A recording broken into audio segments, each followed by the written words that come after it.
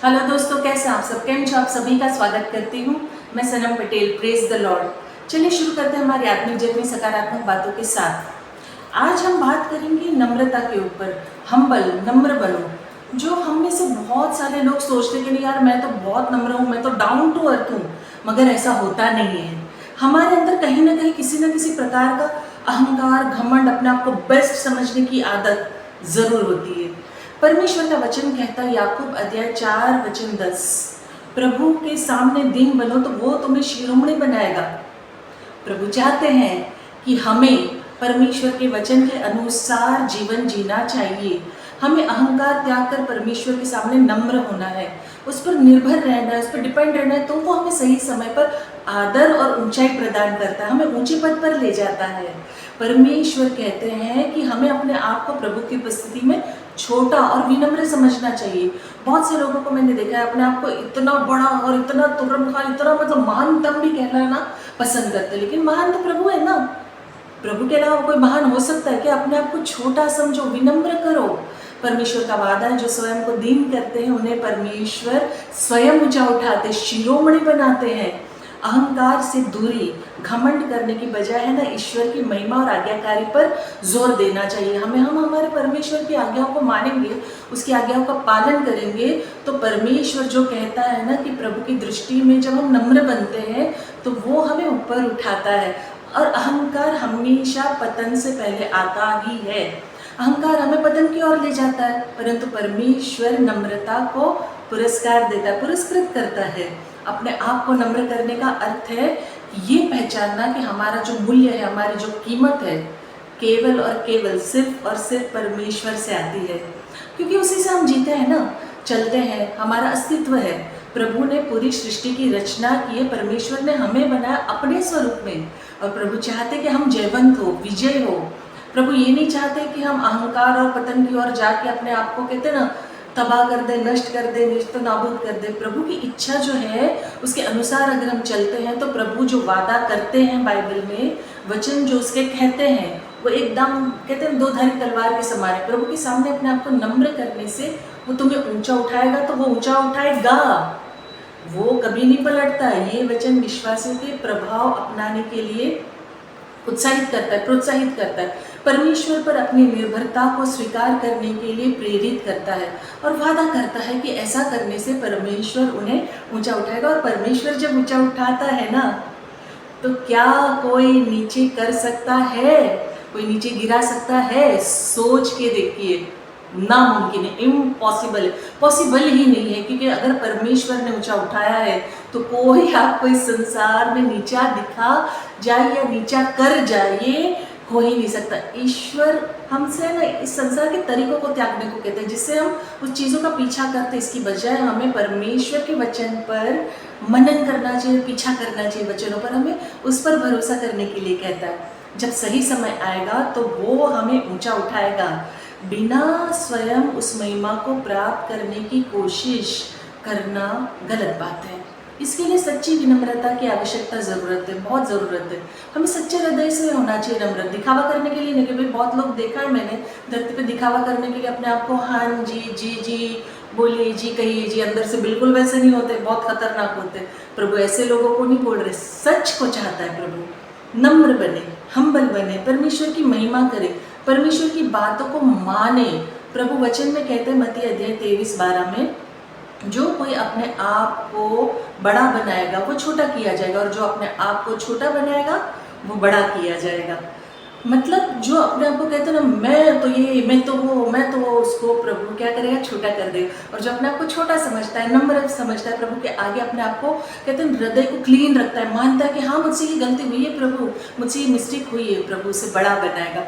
परमेश्वर के वचन है ना, देखिए, हमें जीना सिखाते हैं, और बहुत स्पष्ट है, क्लियर है, इंसानों के जैसा नहीं है। वचन बहुत क्लियर है, बहुत साफ है, हाँ तो हाँ, ना तो ना, बीच वाला कुछ नहीं है, कोई रास्ता नहीं है। फिलिप्पियों अध्याय 2 का वचन 8 कहता है, और मनुष्य के रूप में प्रकट होकर अपने आप को दीन किया, और यहाँ तक आज्ञाकारी रहा कि मृत्यु को, हाँ, क्रूस की मृत्यु भी सह ली।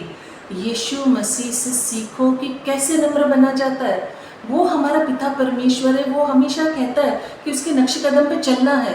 हम हमारे जगत के माता पिता की कॉपी करते हैं ना, तो हमें जिसने रचा है, जिस पर्पज से रचा है, जिस उद्देश्य से भेजा है, तो क्या हमें उसके नक्शे कदम पे नहीं चलना चाहिए? प्रभु यीशु मसीह जब तक इस धरती पर रहे, जब तक उन्होंने यहाँ धरती पर अपना जीवन व्यतीत किया, वो अपने पिता परमेश्वर की आज्ञा में ही रहे, आधीनता में रहे। यहाँ तक उसने आज्ञा मानी कि मृत्यु को, जी हाँ, मृत्यु को भी सह लिया। और वो खुद उस मृत्यु के योग्य नहीं था प्यार, वो निष्पाप था। हम सब पापियों के लिए उसने उस क्रूस पर मृत्यु को सहा, मृत्यु को झेला, बर्दाश्त किया। क्यों? क्योंकि परमेश्वर की इच्छा थी कि उसके बनाए हुए जो मनुष्य है ना इस धरती पर, वो पाप रहित हो, वो सुखी हो, वो राइचियस हो। इसीलिए यीशु मसीह को धरती पर भेजा गया। वो राजों का राजा, प्रभुओं का प्रभु, स्वर्ग का राज्य छोड़ के हम सब पापियों के लिए इस धरती पर आया, ताकि हम जीवन अच्छा व्यतीत कर सके, हम पाप मुक्त जीवन सीखे, हम कहते ना अनंत काल का जीवन पा सके। क्या आप सोच के देख सकते हैं? क्रूस की मृत्यु आप सह सकते हैं? जो कष्ट उसने सहा, क्या आप में से या मैं कोई भी सह सकता है? रत्ती भर नहीं सह सकता है, मैं दावे के साथ कह सकती हूँ। लेकिन प्रभु ने हम सब के लिए वो मृत्यु सहा, उस क्रूस पर अपने लहू का एक एक कतरा बहा दिया, अपने पिता परमेश्वर के अधीन रहा, नम्र रहा। हमें उसके जैसा बनना है। परमेश्वर ने जो वादा किया है ना हमसे शिरोमणि बनाने का, वो करता है पूरा। प्रभु का मतलब कैसा है ना, सच्चे हृदय से आप पश्चाताप करो, वो बड़े से बड़े पापी को माफ कर देगा, कितने भी भयंकर वाले पाप क्यों ना किए हो, लेकिन सच्चा हृदय है होना चाहिए, पश्चाताप का, नम्र बनना है। उसका एक बड़ा उदाहरण देखेंगे। एक राजा 21:29 में कहा गया है, क्या तूने देखा है कि अहाब मेरे सामने नम्र बन गया है? इस कारण कि वो मेरे सामने नम्र बन गया है, मैं उसके प्रति जीते जी कोई विपत्ति ना डालूंगा, परंतु उसके पुत्र के दिनों में उसके घर आने पर विपत्ति भेजूंगा। ये एक राजा का अध्याय ना, आप पढ़ेंगे पूरा अध्याय तो आपको पता चलेगा। जो राजा था ये अहाब, बहुत ही बुरा, बहुत मतलब बहुत दुष्ट राजा था, हद से ज़्यादा बुरा राजा था। उसने जीते जी जो भी राजा उस वक्त थे, उस सदी में, उस वक्त में, उस टाइम में सबसे ज़्यादा बुरा इसने किया था। कोई बुरा नहीं था उसके, उससे भी ज़्यादा बुरी उसकी बीवी थी इजेबेल। वो इतनी दुष्ट थी कि पूछो ही मत भाई, मतलब इतनी ज़्यादा दुष्ट थी कि उसने, मतलब कहते हैं उस वक्त के जितने भी बुरे होंगे, मुझे लगता है सबसे ज़्यादा बुरी थी वो। उसने हर एक नबी को जो उस समय पे थे, सारे नबियों को मरवा डालती थी। मतलब ऐसा कोई काम नहीं था जो बुरा काम उसने ना किया हो या छोड़ दिया हो, इतने बुरे थे वो लोग। लेकिन अहाब राजा इतना बुरा था, उसने सच्चे हृदय से पश्चाताप किया, माफ़ी मांगी परमेश्वर से, रोया, गिड़गिड़ाया, घुटने टेके, अपने हृदय को कहते ना परमेश्वर के आगे खोल दिया, बताया कि वो पापी है। तो परमेश्वर ने यहाँ क्या कहा कि वो मेरे सामने नम्र बना। नोट कीजिए, इसी कारण मैं उस पर उसके जीते जी विपत्ति नहीं डालूंगा, लेकिन परंतु उसके पुत्र के दिनों में उसके घराने पे विपत्ति भेजूंगा। पाप देखे कभी छुपता नहीं है, छुपता नहीं है, छुपा नहीं सकते हैं, और जो भी आप करोगे उसका परिणाम भुगतना ही पड़ेगा, परिणाम आएगा ही। परमेश्वर ने यहाँ पर ग्रेस दिया क्योंकि वो नम्र बना, अपने हृदय से पश्चाताप किया। तो वो जब तक जीवित रहा, परमेश्वर ने उसके जीते जी उसके राज्य में विपत्ति, कष्ट नहीं डाला।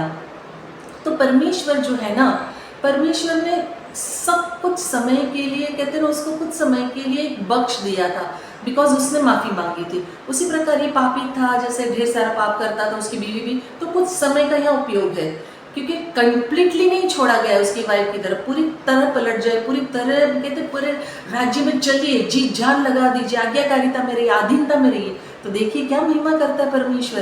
प्रभु तो जो है 1 शमूएल अध्याय 2:8 में कहा है कि वो कंगालों को धूली में से उठाता और दरिद्र को धूल से निकाल कर खड़ा करता, ताकि उनको अधिपतियों के संग बिठाए, क्योंकि पृथ्वी के खंभे यहोवा के हैं और उसने उन पे जगत को धरा है। परमेश्वर जो कहता है ना कि परमेश्वर अधिपतियों के संग बिठाएगा, बड़ी बड़ी पोजीशन पे आपको लेके जाएगा।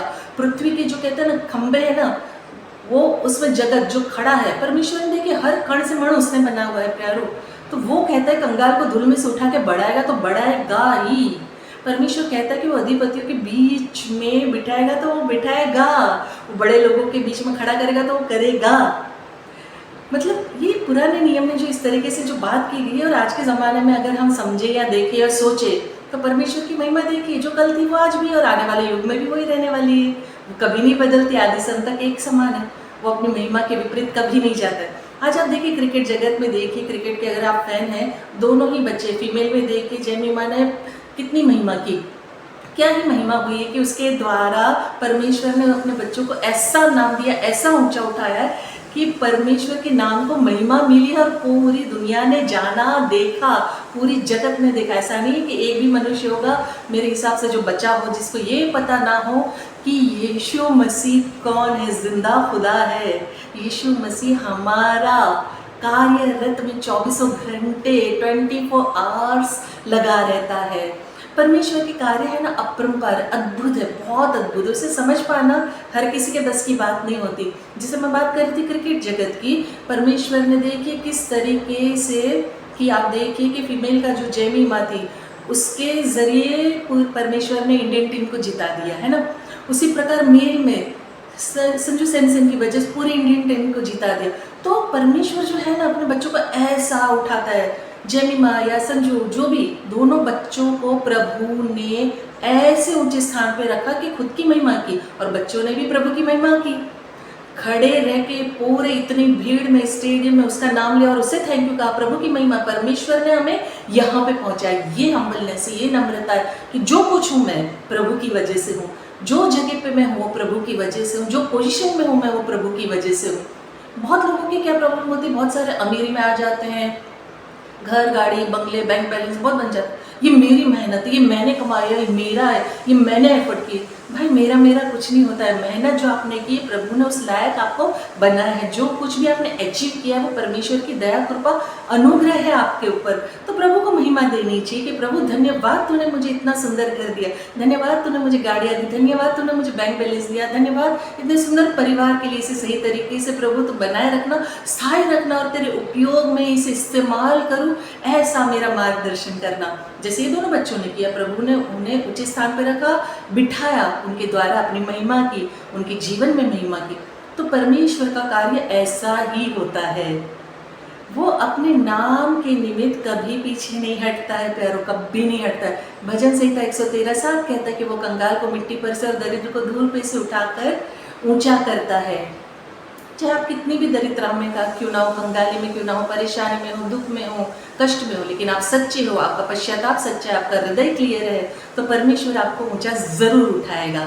नम्र रहना बहुत ज़्यादा ज़रूरी है। दरिद्र को दुख से छुड़ाकर ऊंचे पद पर, ऊंचे स्थान पर रखता है वो बस कहते हैं ना, ये है कि उसकी भेड़ों को एक अच्छा झुंड, एक अच्छा परिवार देता है। जब हम एक अच्छी संगति में होते हैं ना, देखिए अच्छे अच्छे काम करते, अच्छी बातें करते, अच्छे कहते रहते हैं, और बुरी संगति में होते तो बुरे कार्य करते, बुरे। और ये संसार तो पूरा टेम्पटेशन से भरा हुआ है, चाहे आपका घर हो, बाहर हो, दोस्त हो, काम हो, कुछ भी टेम्पटेशन से भरपूर है, कोई कमी घटी नहीं है। तो उसके बचने के लिए हमें अच्छी संगति में, अच्छे लोगों के बीच, विश्वासियों के बीच रहना ज़रूरी है। वो अपनी भेड़ों को अपनी भेड़ों के साथ ही रखता है और भेड़ों के झुंड में वो भेड़िए को भी पहचानता है। ऐसा नहीं कि नहीं पहचानता, वो जिंदा खुदा है भाई। और एक बड़ा एग्जाम्पल आपको दूँ, अब देखिए शैतान जो था उसे बहुत गुणों से भरा हुआ था, परमेश्वर ने हर एक गुण से भरा हुआ था वो, और बहुत हैंडसम था, लेकिन उसे क्या हम कर रहा है, मैं परमेश्वर से बड़ा जाना चाहूँ, मैं परमेश्वर के समान काम करता हूँ, परमेश्वर की कोई ज़रूरत नहीं है। शैतान ने अपने आप को परमेश्वर से बड़ा जाना, तो क्या हुआ, उसको उठाकर फेंक दिया गया। ये हम सबके जीवन में बहुत बड़ा, सबसे बड़ा उदाहरण है कि अगर आपके अंदर अहंकार आता है तो पतन आता है और वो आपको नीचे गिरा दिया जाता है, फेंक दिया जाता है। तो हमें नम्र बनना है, तो हम नम्र बनेंगे तो जैसा वचन कहता है कि प्रभु के सामने दिन बनो तो वो तुम्हें शिरोमणि बनाएगा, तो वो 100% बनाएगा। बस हमें नम्र रहना है, हम्बल रहना है, परमेश्वर के राज्य में लगे रहना, उसके राज्य की खोज करनी है, वचनों को मानना है, मनन करना है, आधीनता में रहना है, आज्ञाकारिता में रहना है। बस यही प्यार और रिक्वेस्ट है कि नम्र बनो, अहंकारी मत बनो। और आखिर में जैसे मैं अंत में कहती हूँ, मैं दिल से चाहती हूँ कि आप खुश रहें, अपनों को खुश रखें और हमेशा मुस्कुराते रहें। शालोम, शांति और सलाम आपके नाम।